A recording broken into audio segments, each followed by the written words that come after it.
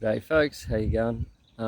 It's early morning here in Western Australia and I'm out on the farm irrigating. I'm just directing the irrigation water around my orchards.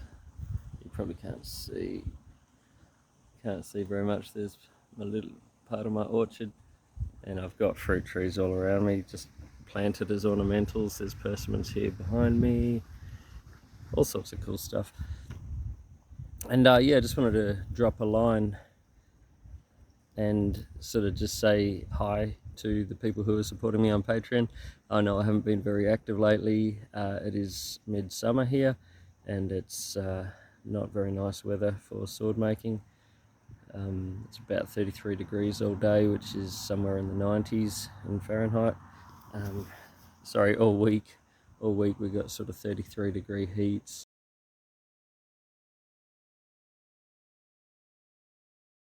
And week after week sort of thing for summer. Yeah, so not very nice for sword making, so I'm just embracing this opportunity to have a spell, have a bit of time off, doing, all my farm work and looking after my nursery. I've got a nursery of trees, which I don't know if you can see behind me here. There's all like potted trees.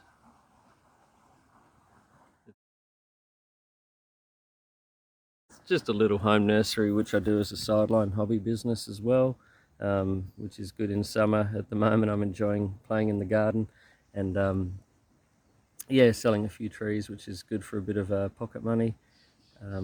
Just a little low supplementary income, but it's something I love doing. I love gardening and growing trees. I'm growing all sorts of exotic ornamental and fruiting trees, tropical fruiting trees, which are not common here, and things like oak and ash and elm and other non-flammable trees to plant out in my paddocks and other people's paddocks. Yeah, the natives here are pretty flammable, so I'm trying to avoid them. I've got a lot of flammable natives already from the previous farmers, and I really don't want any more around me. I'm probably going to bring a lot of those back down in the years to come and replace them with not so flammable fruiting and ornamental trees. So yeah, not a lot of sword making going on as per last summer. This is kind of when I have a bit of a break. I think since last summer I didn't have any holiday from sword making. I think I went about 10 or 11 months just full steam ahead with my projects. And I've always seen sword making as more of a part-time job because of having the farm and having animals. We've got 10 horses here and goats and chickens and all of that sort of stuff, dogs and cats. So yeah, sword making's always just been a part-time job because it is so tiring for me. And yeah, I guess I'm feeling my age a bit more now than I was maybe 10 or 15 years ago. Even 5 years ago, back in 2019, I had half of my thyroid cut out of my throat, and I don't know if that's affecting my general feeling of being worn out quite a bit in the last few years. I've stopped riding my motocross bike, so I haven't had the energy for that. So just pacing myself, as we all have to sort of accept the limits of our being, our form. But yeah, looking forward to getting back into the sword making. When just my body tells me it's the right time to do it. I can work around the weather a bit, and once the farm's happy, nicely watered, and the horses have got plenty of feed, and yeah, but it'll come, but not right now. So yeah, I just thought I'd drop a line and let everybody know what's going on. That I'm thankful for your support, continuing, even though I'm not producing a lot of content. But it's nice to know that people are here to support me. It's obviously not just for the content, because I'm not getting all the views on the content for the number of patrons I have, which it's yeah, it just kind of, I guess, tells me that it's just not about getting content, it's also about giving, which is really nice thing about this community. So yeah, I appreciate that and thank you. And Yeah, as I say, I'll keep updating stuff. I don't know. I don't have any major plans for content. I think with my last couple of projects, I managed to document the basic processes of my sword making, which is one of the main things I wanted to get down, so that people have access to just understanding the basics of how I make my swords. And I think I've achieved that. And now it's just finding, going to be about finding more interesting, nuanced sort of things to talk about, which will be fun this year when I get back into it. Yeah, so please do stick around, and yeah, even other things. It's just like my nursery.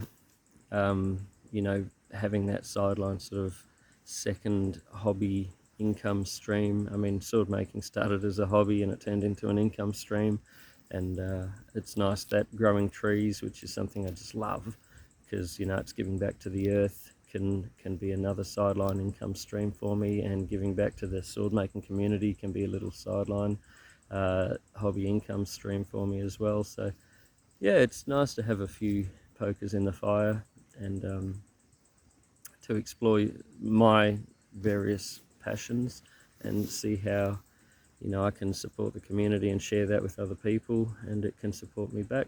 So yeah, growing trees, something I'm very, very fond of. My farm here was a dairy farm, and it was just cleared. It was all cattle, and it was fully cleared.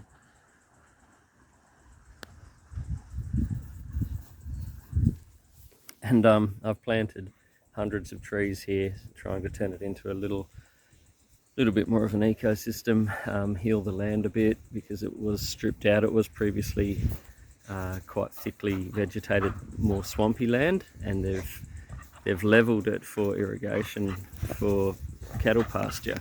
And of course, 100 years of cattle has compacted the soil, so it's nice to just diversify. Sorry, I got this guy. He just really wants to play.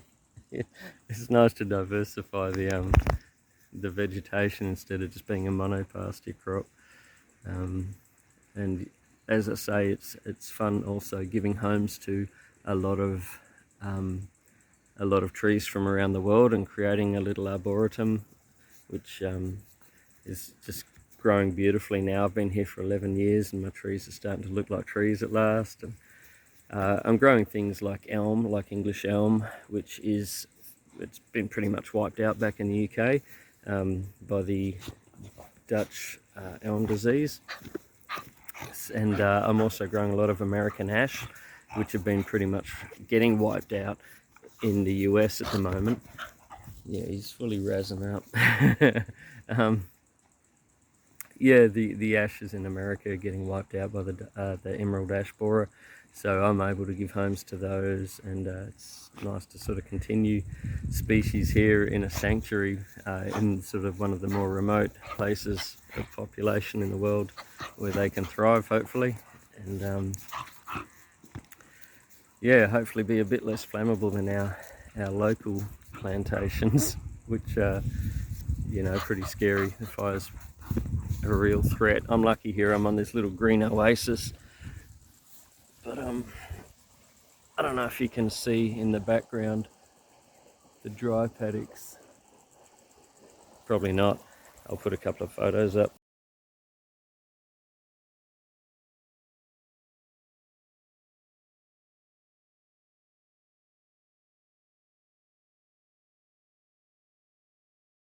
But yeah, it's a beautiful little green oasis, and I've got water coming at the moment. We flood irrigate, which is part of the local farmers irrigation scheme. From the cattle farms, they set up these beautiful irrigation systems, which is pretty amazing. So we've got this little green spot in the middle of an environment which is super flammable, super dry, super parched and flammable, with all this flammable vegetation. So it's nice, it's a beautiful spot. So I'm really enjoying it, and yeah, that's what my days are, just gardening and farming and looking after the animals, and just dabbling in swords at the moment, resting a lot, just trying to recoup. I'm feeling a bit burnt out after last year especially.